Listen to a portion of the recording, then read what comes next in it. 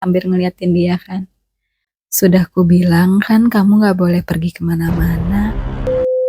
Hey guys, welcome to Forbia di CHY. Cerita horor dulu.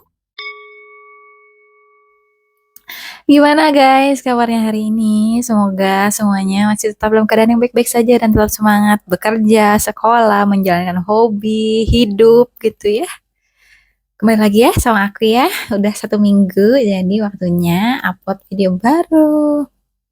Nah, aku itu kan kemarin nonton ini ya, The Tale of Nine Tailed Fox lah pokoknya, cerita 9 rubah tuh yang main si Lee Dong Wook. Nah ini ya, ini posternya. Jadi di episode yang ke-6 itu ada adegan yang pemerannya itu sedang memainkan permainan tradisional Korea yang disebut permainan sudut. Jadi cara bermainnya itu adalah, contoh misalkan ada 4 orang di dalam satu ruangan, yang ruangannya itu persegi 4. Orang-orang itu harus berdiri di sudut-sudut tersebut. Sebelum memulai permainan, mereka harus menyebutkan nama mereka masing-masing nih. Jadi keadaan ruangannya harus gelap, cuma ada cahaya lilin doang di tengah-tengah ruangan. Terus pas mereka udah berdiri di sudut-sudut, mereka harus sebut nama mereka kayak A, B, C, D gitu untuk absen siapa aja yang ikut main. Nanti si A ini harus jalan ke sudut si B terus nepuk punggungnya, biar si B jalan ke si C terus nepuk lagi gitu aja terus. Sebenarnya intinya sih cuma buat muterin ruangan doang. Cuma selama permainan ini tidak boleh ada pemain yang bersuara sama sekali. Jadi kan di saat si pemain A meninggalkan posnya, si sudut A kan kosong. Sudut A kan jadinya kosong kan. Entar kalau misalkan si hantu benerannya datang, dia itu akan menempati sudut yang kosong itu. Dan ciri-ciri hantu itu datang adalah saat dia ditepuk pundaknya, dia nggak akan jalan. Kenapa dia nggak akan jalan? Karena nggak ada sudut yang kosong. Nah, untuk orang yang tidak punya sudut, untuk yang manusia benerannya yang belum punya sudut, itulah manusia yang akan diambil ke dunia sana. Karena konsep permainannya pertama serem dan kedua menarik, jadi aku kulik lebih lanjut. Nah, pas aku kulik lebih lanjut itu, disebutkan kan nama hantu yang berada di permainan sudut itu namanya adalah Jangsan Bom. Nah, Jangsan Bom itu artinya adalah Jangsan nama bukit ya, jadi bukit Jang gitu. San itu kayak sebutannya jadi Jangsan, dan Bom itu artinya tiger atau harimau. Sebenarnya apakah dia hantunya berbentuk harimau? Bukan. Cuma sebelum aku ulik lebih lanjut, aku ceritakan lebih lanjut, aku mau menceritakan suatu kisah. Ini sebenarnya kisahnya fiksi ya, tapi kurang lebih kisah ini akan menggambarkan si Jangsan Bom ini seperti apa gitu. Jadi pada suatu hari di suatu rumah di bukit di pedesaan, ada sekitar 5 orang pemuda. 5 orang pemudanya ini berasal dari kota.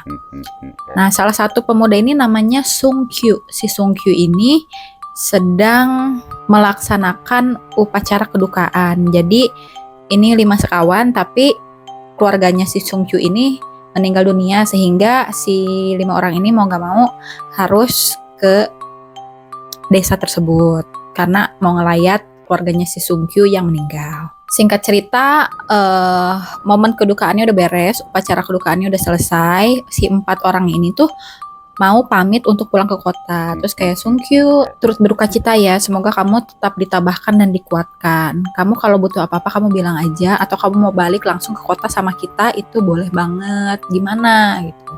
Cuman di situ si Sung Kyu yang masih shock, masih terguncang ya karena keluarganya meninggal.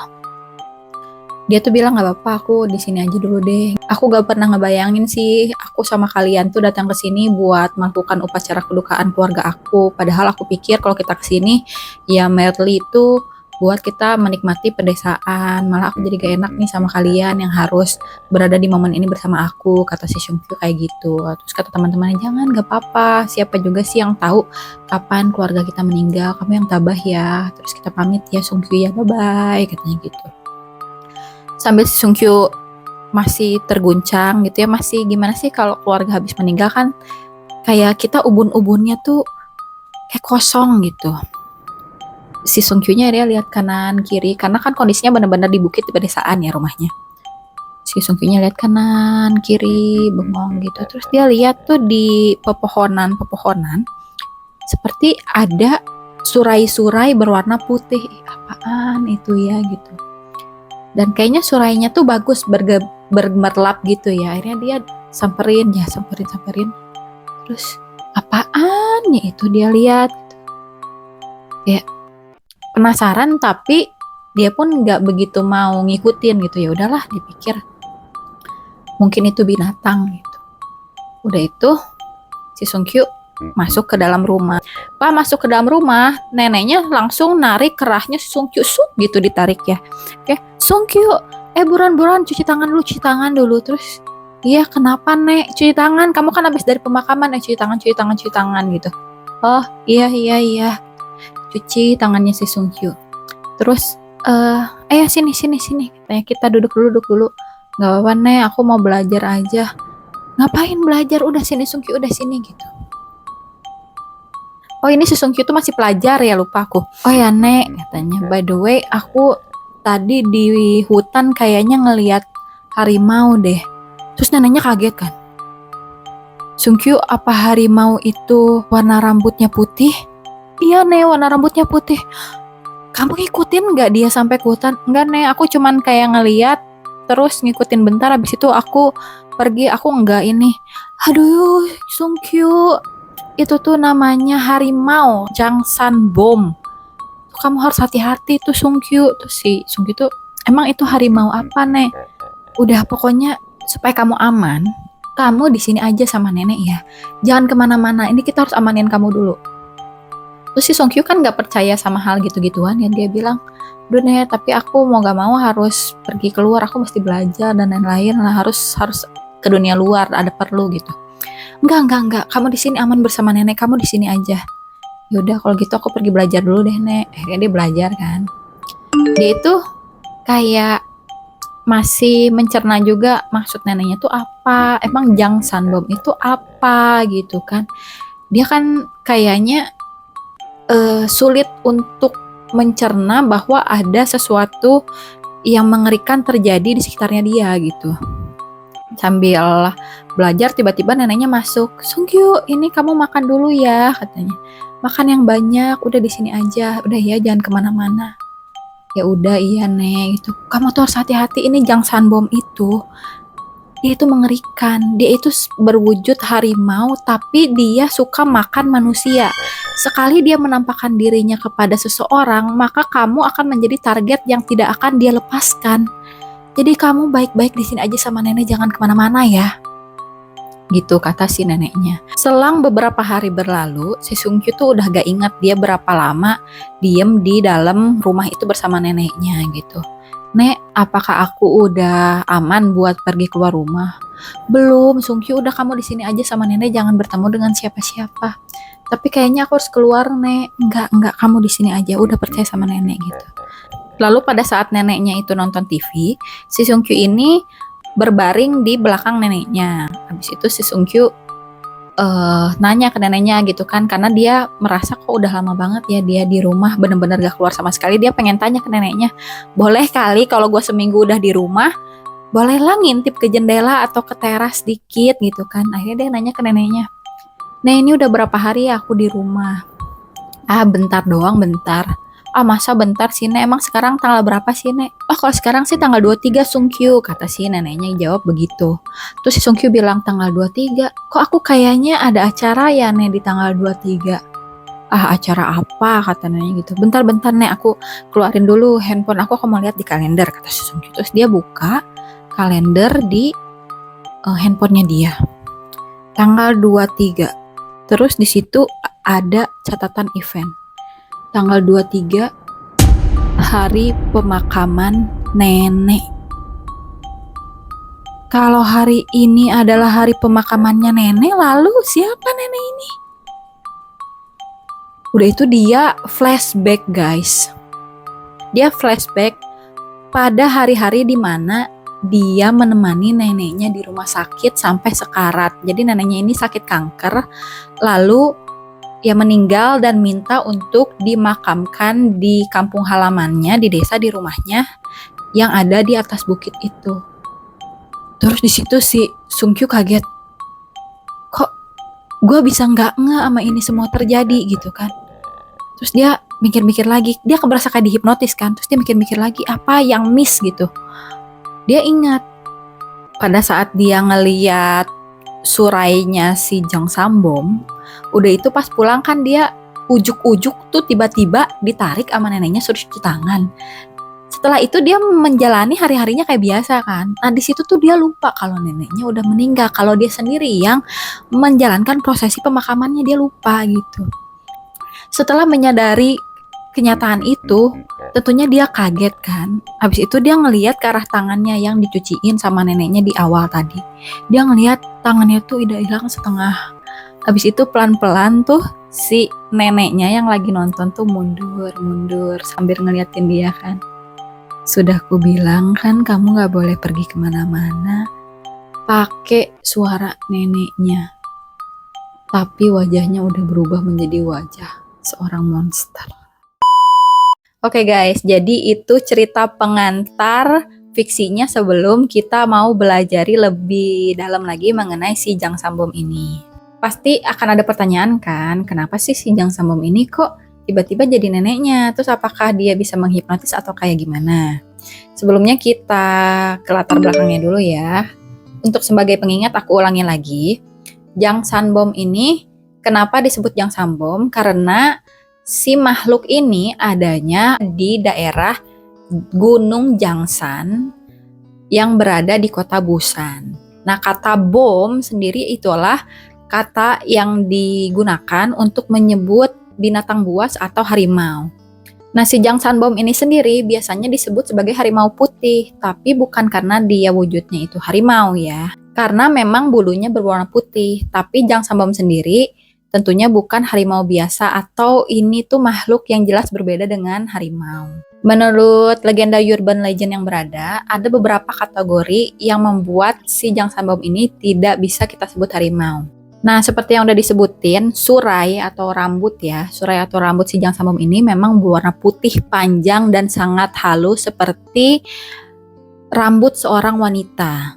Sedangkan tubuhnya itu seperti tubuh kukang dan dia dapat berdiri dengan tegak di atas 2 kakinya atau merangkak dengan 4 kakinya. Kukunya sendiri itu sangat besar, panjang, dan tajam. Dan dia itu bergerak dengan sangat gesit saat mengejar mangsa, seperti gerakan babi hutan. Si Jang Sambom ini sendiri sangat aktif di malam hari, terutama saat malam berkabut, sehingga seluruh ekosistem di dalam hutan itu tuh bisa sangat waspada kalau si Jang Sambom ini hadir di tengah-tengah mereka. Seperti makhluk mistis lainnya, si Jang Sambom ini memiliki kemampuan. Salah satunya adalah dengan menghipnotis mangsanya, sehingga mangsanya ini tidak bisa melarikan diri dan terus terpaku terhadap Jang Sambom. Nah, Jang Sambom juga memiliki kekuatan khusus lainnya, yaitu dia bisa menirukan suara dari manusia, terutama wanita. Karena itu pada zaman dahulu kala, kalau misalkan pemburu atau siapapun yang masuk ke dalam hutan, terus mendengar suara seseorang wanita sedang terisak atau menangis, nah itu nggak boleh dicek guys, karena harus hati-hati banget, takutnya itu si Jang Sambom memang sedang menarik mangsa untuk menjadi makanannya. Selain itu, si Jang Sambom ini bisa menirukan cara bicara dari orang-orang yang memang bergaul dengan mangsanya. Misalkan aku ketemu dengan Jang Sambom. Nanti Jang Sambom itu akan mengambil bagian dari ingatan aku. Terus dia kayak ngeliat teman baik aku itu siapa, aku itu biasanya ngobrol sama siapa. Nanti orang-orang terdekat aku itu kayak gaya bicaranya, suaranya akan ditiru sama si Jang Sambom, sehingga membuat aku berpikir bahwa ya itu adalah teman-teman terdekat aku. Terutama kalau misalkan akunya lagi sendirian gitu, dia langsung ya mulai mengerjakan hal itu semua biar aku lebih terpaku lagi dan aku bisa ngikutin kemauannya si Jang Sambom. Selain suara manusia, dia juga bisa menirukan suara-suara lainnya seperti suara kereta, deru air, bahkan suara berdecit seperti kuku yang diseret di papan tulis gitu guys. Kalau misalkan kalian pengen lebih paham tentang si Jang Sambom ini, ada satu film horor Korea, judulnya itu The Mimic. Jadi ceritanya tentang sebuah keluarga yang baru pindah ke rumah baru, dan di basementnya itu ada sosok yang belum jelas sosoknya tuh apa, tapi sosok ini menirukan keluarga tersebut, sehingga keluarga tersebut tuh harus berusaha lari dari kejaran si makhluk ini. Nah, itu kalian bisa jadikan referensi untuk mengetahui lebih lanjut si Jang Sambom itu seperti apa. Karena selain ya tadi menirukan, dia pun bisa menyamar menjadi manusia aslinya, guys. Cuma kalau secara folklore ya literatur historical gitu, kemunculan Jang Sambom ini sering dikorelasikan dengan keadaan terancamnya hutan atau satwa liar karena ulah manusia. Jadi contohnya kayak kebakaran hutan, penembangan hutan, atau apapun lah kerusakan di alam yang terjadi oleh manusia itu mengakibatkan si Jang Sambom ini keluar. Tapi keluarnya itu entah untuk menjadi punishment untuk manusia atau semata-mata hanya karena dia terusik tempat tinggalnya dirusak oleh manusia. Oke guys, sekian itu video dari aku. Mudah-mudahan kalian lumayan suka sama ceritanya sama story-nya pada hari ini. Karena kalau aku sendiri lumayan seneng ada sisi historicalnya, ada sisi folklore-nya, ada sisi urban legend-nya, kayak sambil belajar budaya orang lain gitu. Sebenarnya di sini juga banyak hal permainan yang memang dikait-kaitkan dengan hal yang mistis kayak lagu Dina Bobo dan lain-lain gitu. Tapi kayak tahu negara orang lain ada cerita kayak gitu tuh prove us that we are not alone and we have to be kind to our surrounding aja sih. Anyway, thank you udah nonton. Kalau suka video ini ya silahkan like. Kalau misalkan nggak mau ketinggalan notifikasi dari video terbaru aku, silahkan di subscribe. Thank you semuanya, bye-bye.